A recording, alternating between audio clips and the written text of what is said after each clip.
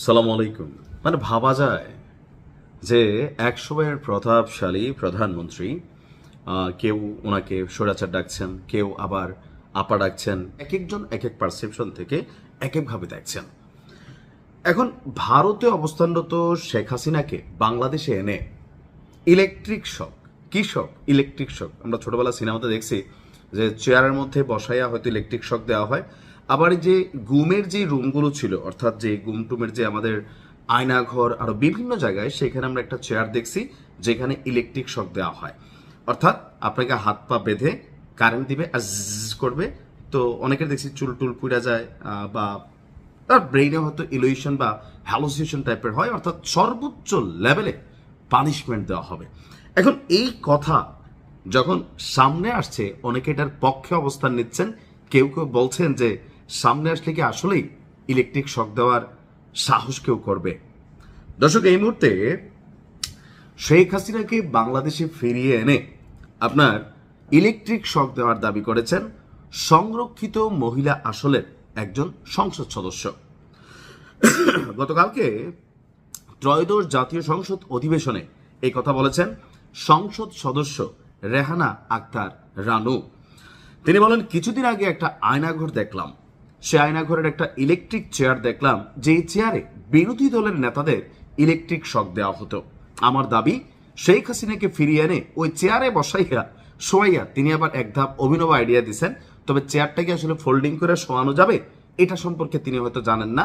এটা কিন্তু শোয়ানো যায় না, এটা এরকম আমি যে চেয়ারটা বসছি এরকম হয়তো হালকা পিছিয়ে নেওয়া যায়, কিন্তু ওইটা স্টিলের তৈরি, ওইটা আসলে নেওয়া যায় কিনা জানি না। তবে তিনি দাবি করছেন নতুন একটা চেয়ার বানাইয়া ওইখানে যেন শোয়ানো যায়, এরকম তিনি একটা স্বপ্ন দেখছেন ইলেকট্রিক শক দেওয়ার জন্য। বড় কঠিন সাহস এই মহিলার, যিনি বলছেন তিনি বলছেন যে শেখ হাসিনাকে ওই চেয়ারে বসাইয়া শোয়াইয়া ইলেকট্রিক শক দিতে হবে মাননীয় স্পিকার। এছাড়া বিরোধী দলের আরেকটি বিপ্লব এবং আন্দোলনের জন্য জনগণের যে আহ্বান, অর্থাৎ জামাত ইসলাম, তারা বলছে আরেকটা বিপ্লব হবে, আন্দোলন হবে এই দেশে।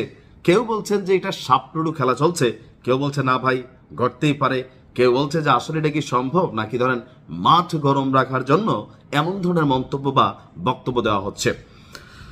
তো এই মুহূর্তে সম্ভবত আগামী 2-1 দিনের মধ্যে আওয়ামী লীগের যে প্রতিষ্ঠাবার্ষিকী, সেই প্রতিষ্ঠাবার্ষিকী উপলক্ষে আওয়ামী লীগ তাদের অফিসিয়াল ফেসবুক পেজে নানান ধরনের প্রচারণা কর্মীদেরকে উজ্জীবিত করার চেষ্টা করলেও সরকার বিরল পদক্ষেপ নিয়েছেন। অর্থাৎ আওয়ামী লীগের নেতা কর্মীদেরকে যে কোনো ধরনের আপনার অ্যাক্টিভিটিস থেকে বিরত রাখার জন্য সেনা বাহিনী 6টি জেলায় মোতায়েন করার সিদ্ধান্ত হয়েছে। এর পাশাপাশি বিজেপি, পুলিশ বা সরকারের যে গোয়েন্দা সংস্থাগুলো আছে তারা কিন্তু ভূমিকা রাখছে। এর মাঝখানে বাংলাদেশের অনেক জায়গায় যারা আওয়ামী লীগের নেতাকর্মী আছেন তাদেরকে গ্রেপ্তার করা হচ্ছে, বিশেষ করে যারা ফেসবুকে আপনার এই যে প্রতিষ্ঠা বার্ষিকী, সেই বার্ষিকীকে নিয়ে আপনার বিভিন্ন ধরনের স্ট্যাটাস দিচ্ছেন, মন্তব্য দিচ্ছেন। কেউ কেউ বলছেন যে এই দেশে আর আওয়ামী লীগ রাখা যাবে না। অর্থাৎ আওয়ামী লীগ জামাতের সাথে যেটা করছে, বিএনপির সাথে কিন্তু এটা করে নাই। তবে বিএনপি এখন মনে করছে আগামী দিনে আওয়ামী লীগকে আর রাজনীতি করতে দেওয়া যাবে না। আওয়ামী লীগ নামে এই মুহূর্তে দেশে কোনো রাজনৈতিক দল থাকতে পারবে না, যেহেতু ডক্টর ইউনূসের সময়কালে একটা সিস্টেম করা হয়েছিল, অর্থাৎ একটা আইন প্রণয়ন করা হয়েছিল। তো একটা কার্যবিধি নিষেধাজ্ঞা ছিল, তবে সেটাকে নিয়ে আরো নতুন করে হয়তো আরো আপডেট আসবে। তো এই মুহূর্তে হয় কি যে নানান ধরনের বক্তব্য দেওয়া যায়, তবে এটা বাংলাদেশ। এই দেশে ক্ষমতার পালাবদল ঘটে, যখন পালাবদল ঘটে আমরা যারা ক্ষমতায় বসে, আওয়ামী লীগ যেমন 17 বছর ভুলে গেছিল 2041-এর আগে, এর অথবা শেখ হাসিনার মৃত্যু ছাড়া আওয়ামী লীগের পতন হবে, এটা বিএনপির কোনো নেতাকে আসলে ভাবছে? জাস্ট চিন্তা করছে একটা মিরাকল। কিন্তু কোনো আন্দোলন করে শেখ হাসিনাকে সরানো যাবে এটা আসলে কারোর কল্পনা ছিল না, বাট ইট হ্যাপেন্স, এটা হয়েই গেছে। তো এই দেশে হয়ে যায়। আর যখন রাজনৈতিক ক্ষমতার পালা পরিবর্তন ঘটে, তখন অনেক বক্তব্যই কাল হয়ে দাঁড়ায়। ক্ষমতা চিরস্থায়ী না। বাংলাদেশে আইন আছে, আইনের মাধ্যমে দেখা যাক আসলে শেখ হাসিনাকে ফিরিয়ে আনতে পারে কিনা, বা ওনাকে এই ইলেকট্রিক চেয়ারে নেওয়ার মতন সুযোগ হয় কিনা, সময় বলে দিবে। ভালো থাকুন। আসসালামু আলাইকুম।